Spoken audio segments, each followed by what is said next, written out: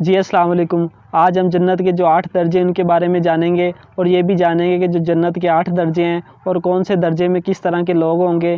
بہشت یہ جنت کو کہتے ہیں۔ جنت کے 8 درجے ہیں۔ جو سب سے پہلا درجے کا نام ہے دارالخلد، یہ عام لوگوں کے واسطے ہوگا۔ جو جنت کا دوسرا درجہ ہے اس کا نام ہے دارالاسلام، یہ جو فقیروں اور صابروں یعنی کہ صبر کرنے والے جو لوگ ہوں گے، یہ ان کا مقام ہے، وہ دارالاسلام میں رہیں گے۔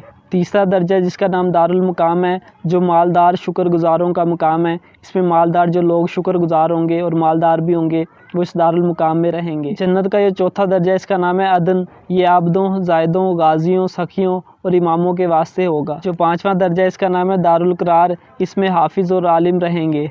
جنت کا جو چھٹا درجہ ہے اس کا نام ہے جنت النعیم، یہ شہیدوں اور موذنوں یعنی کہ جو اذان دیتے ہیں ان کے لیے ہوگا۔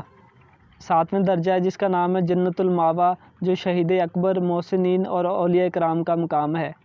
جو جنت کا سب سے اعلیٰ درجہ ہے جس کا نام ہے جنت الفردوس، جو نبیوں اور رسولوں اور علماء عاملین کی جگہ ہیں۔ جنت الفردوس کی سب سے بڑی خاصیت ہے کہ اس میں جو جنتی جو بھی ہوں گے جنت الفردوس میں، اس میں اللہ تعالیٰ ان کو صبح شام یعنی کہ ہر روز اپنا دیدار کروائے گا، اور جو باقی 7 جنتوں والے ہیں ان کو یعنی کہ ہر جمعے کے روز یعنی کہ اللہ تعالیٰ دیدار کروائے گا۔